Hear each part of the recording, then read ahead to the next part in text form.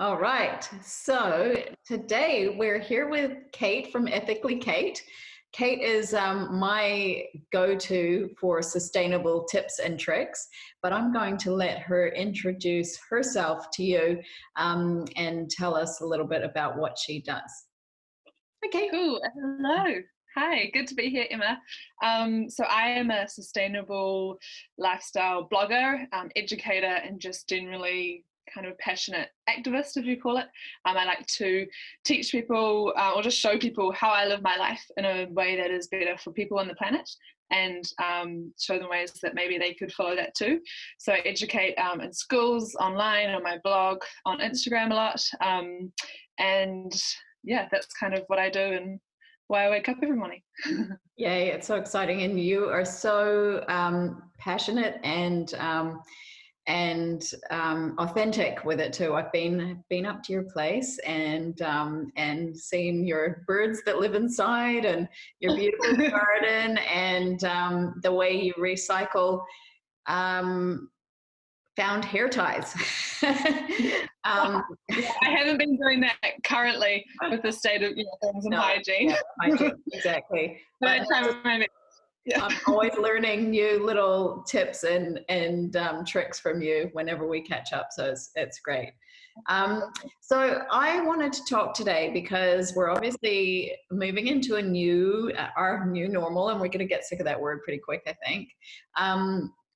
But I wanted to get your take on what is going on in terms of how you think it's going to affect everybody's perception of sustainability going forward. Mm. Yeah, so it's been really interesting. I think it changes every day. I mean, the lay of the land changes every minute, sometimes different updates, not only locally but globally, because we're also interconnected. So I think currently this, it could change in a month about what's going to happen. But kind of how it's changed the sustainability movement, obviously a lot of things have had to currently be thrown out the door. For example, I had to buy milk in a plastic carton rather than my glass refillables for the first time in 3 years the other day because the place where I get my refillables is closed. So I think at the moment a lot of things are having to be stalled, and for a lot of people who are deep in the zero waste world and the sustainability world, it's really hard because it feels like we're really, really, really getting somewhere, and then whoop, we're taking 1,000 steps back. But in saying that, sustainability isn't just obviously about waste, which is something that is a big issue at the moment. Our waste in Auckland and in a lot of parts of New Zealand, a lot of our recycling cannot be recycled because factories shutting down and things. But it's not just about waste. So I think what has been awesome for the sustainability movement, sustainable means local, and it means small business, and it means kind of enjoying and appreciating handcraft and really good ingredients and good things. And I think with this whole slow down, we're in lockdown, we have to slow down. I've seen a spark of appreciation or understanding of that. Less, you can't go to Kmart every day. You can't go to, in the weekends. So people are kind of admiring and appreciating things and consuming in perhaps different ways because they've had to stop and think, which we often, don't get the opportunity to do. So in a lot of cases, it's quite devastating to see how we've gone back.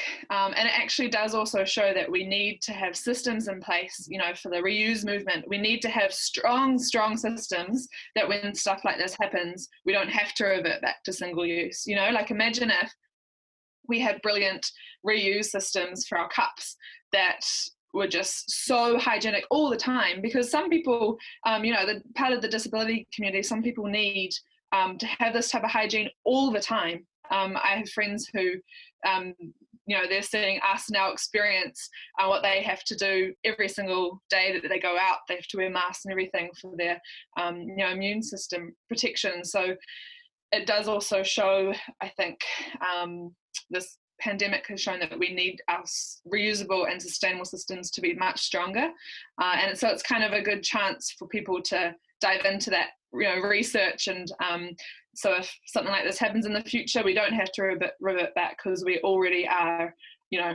already there.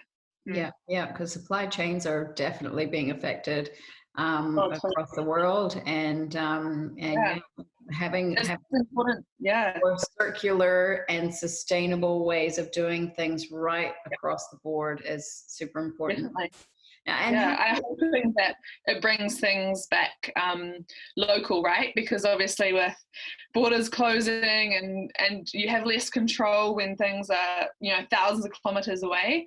So I'm hoping, because, over time, our factories, our, fabric textile mills, or they've closed down because, New Zealand's quite small, but, we can do this cheaper elsewhere. But we've, kind of realizing, maybe we need to work out how to produce, more fabrics that aren't just wool in New Zealand, or let's, do it here. So we're okay if our borders close. Yeah, exactly. And how do you think, what's a good way for people to remember this going forward? Because it's very easy to be thinking about all these things right now, and then when life starts to get back to normal, it would be easy to go, take away coffee cups. What's one, just this once, and then that reverts back to the old habits. What can people do to keep the focus, keep going down the right track, instead of thinking they're going to go down the right track, but actually getting swayed back to the old way of doing things? Well, I think because for a lot of people, obviously, we're, especially in New Zealand, we are in lockdown for at least 4 weeks, at least another few weeks. And so we may have put our reusables away, or, just be like, what can I do? I can't work on my sustainable kind of lifestyle habits because I'm just in my home right now. But there are ways that we can even, and I find this because I'm quite visual and practical, and so put your reusables out on the counter and think about them every single day. Have them somewhere that you're, like looking at them. You can create habits during this time that you're inside that mean you're actually conditioning yourself, or instilling a habit takes a long time to break and a long time to create a new one. So having particular items out, I find really helpful, because you're still thinking about them. It's still in your mind. If you put your reusable cup right out in the middle somewhere that may be convenient, maybe you're someone who often forgets, and when the cafe is open, you often forgot to take it. So use this time to really, really, hone those kind of habits in. So just because you're in your home doesn't mean you can't instill those habits.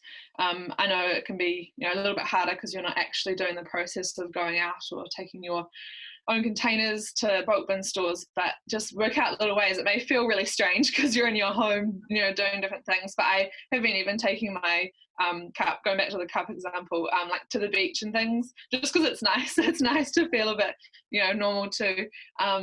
So yeah, I think using this time to actually plan out, these are the changes I want to make, these are things I want to do. And if you start that now, and I mean, you've probably got maybe some extra time because you're at home, you can really optimize this time to instill those habits. Excellent. Yeah, that's really good. And I think also just having a little bit of a maybe for those who journal, or something, can reaffirm that every day when they just as part of their daily system, just to keep that cemented in. We can all work towards a better world, and it's all within every single little choice we make. So if we're all thinking down the same lines of making the best choices in everything we do, then we'll keep going down that track, and collectively we can kind of usher in a new way of doing things that's going to be much more beneficial for the planet, I think. And I see, because we've all had to slow down, I find, so I've been changing my habits over the last 4 to 5 years, and there's still things that I'm still working on. I'm by no means perfect or have everything ticked off. But I find this way of living actually has made me slow down in the last 4 to 5 years. And so now everyone's kind of forced to do it. All the people who are like, but I don't have time to make my own bread. I don't have time to blah, blah, blah. It's like, obviously for everyone, you have different priorities and you have different situations.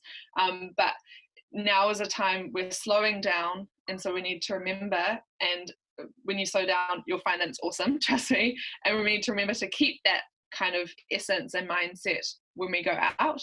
So totally journaling, and it will look different to everyone. If you're a writer, if you're a practical visual person, it will look different to everyone. But I think we can each, do something. Excellent. Yeah, good. And so when you go about choosing brands to buy or items to buy, obviously you can't, there are things you do need to buy fresh and new and consumables that turn over.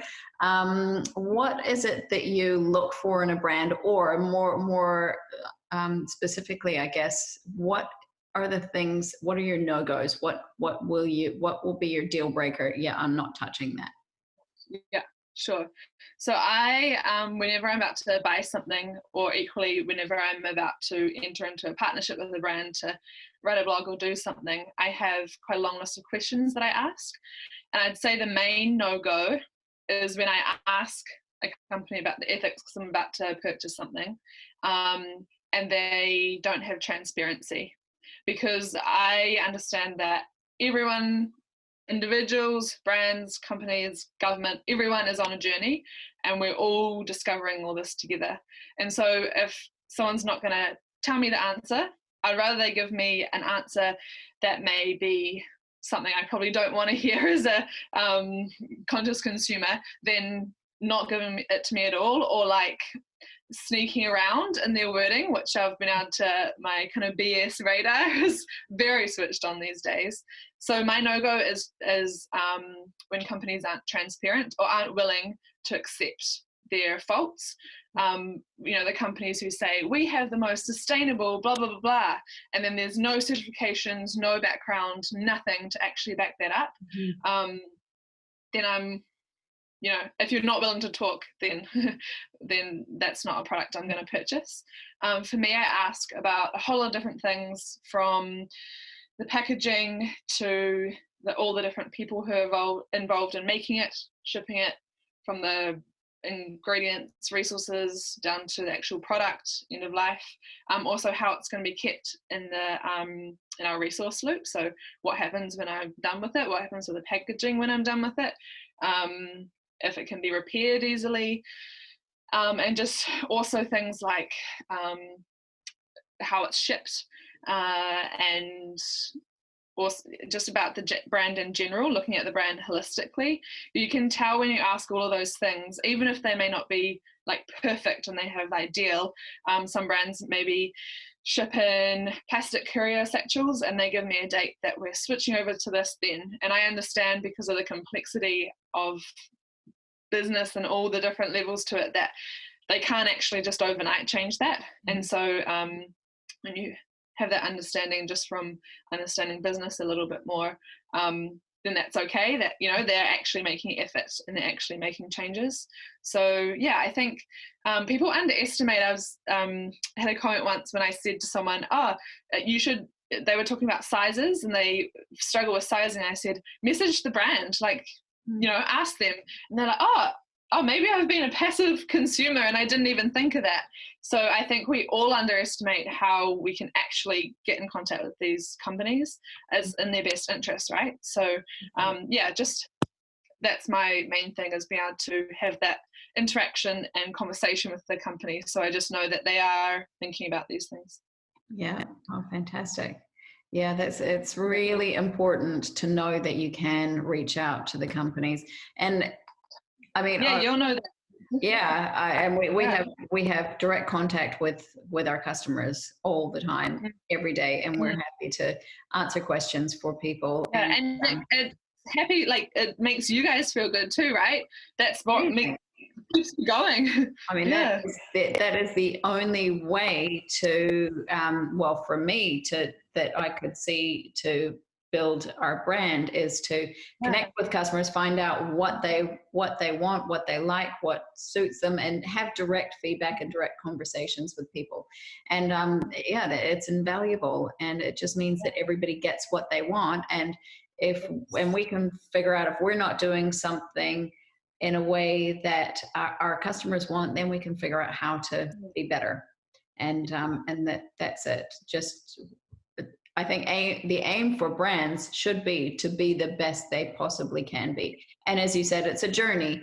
Not everybody is going to tick all of the boxes that you personally have, because everybody has their own requirements, you know. I mean, in terms of beauty, somebody might be looking for a vegan brand, somebody might be looking for a sustainable packaging brand, somebody might be looking for a gluten-free brand, and I mean, we are all of those things, but it is. I was like, I know.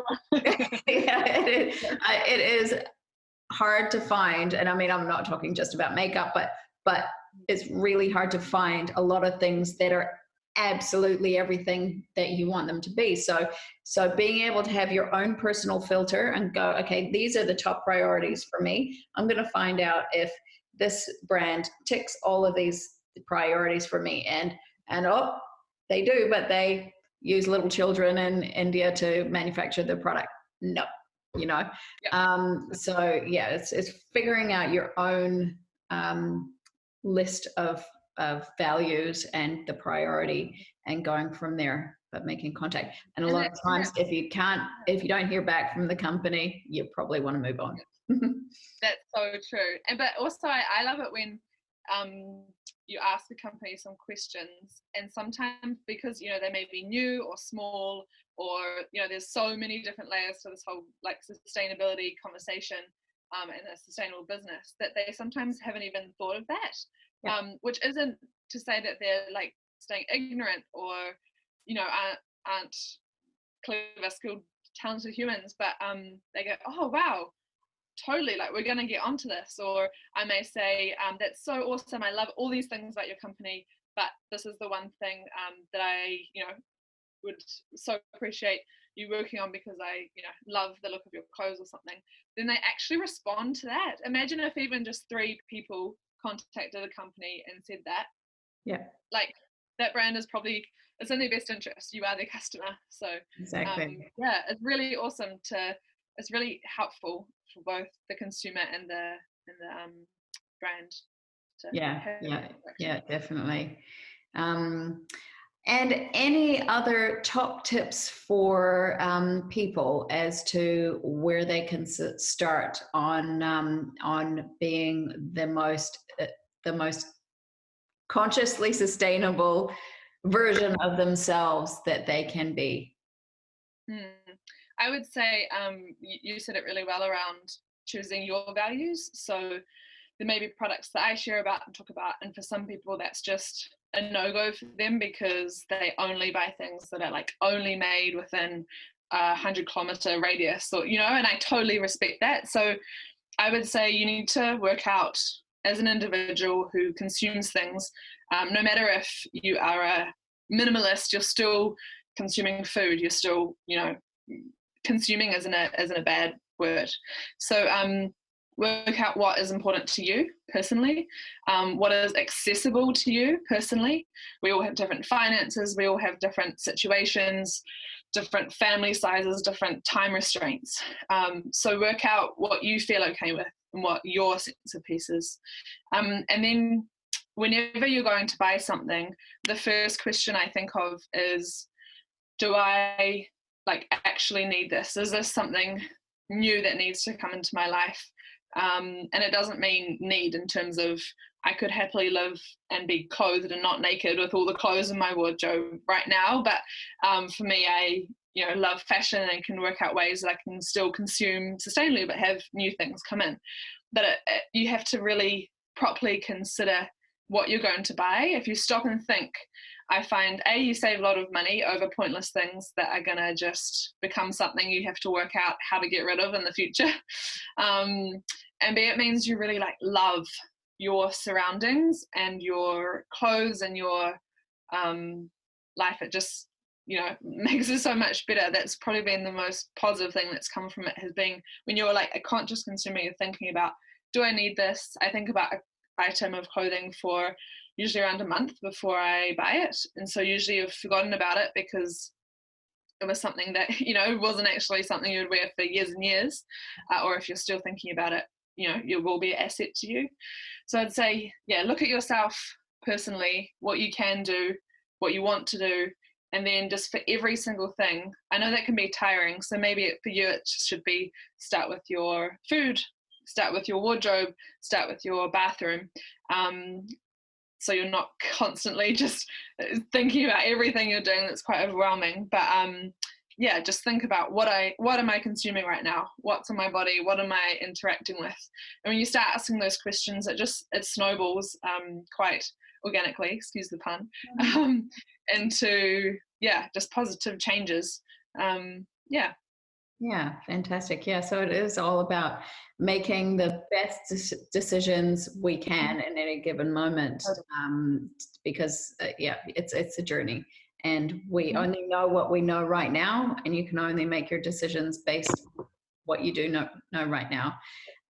But being conscious and considered with those decisions makes all the difference.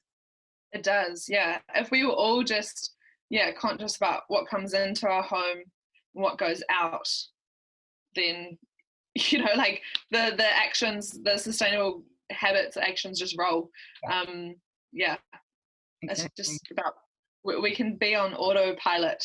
Even there's some things, like the other day I hadn't thought about, where I had thought about so many different particular things of my pantry. I was like, what about my wine? I hadn't even thought about, do you know what I mean? Like this, where is that grown? Oh, so there's still things that I'm like, oh my gosh, even things a year ago, if we this conversation, it would have been quite different, because now I have a year's worth of living that, has meant that I can. Well, we can't wait to catch up again next year to see. Yeah, totally. That'll be exciting. Exactly. Yeah. Cool. Yeah. Oh, well, thank you so much. I really, really appreciate your time. And as always, I always pick up great little tips from you. So you can also find Kate at Ethically Kate on Instagram. And where else? Ethicallykate.com is my blog, so there's a whole lot of more long form content there. Also on Facebook, but Instagram is the place where I endeavour to respond to everyone and love having conversations just like this, or answering any sorts of questions, really. Those fantastic stories too on Instagram, really good stories. I usually have 2 pet birds sitting on my shoulders, so you can see them there. Oh, thanks so much. We'll look. Thanks, girl. It was awesome. Love talking about this stuff. Okay. Cool. Bye. Later. Bye.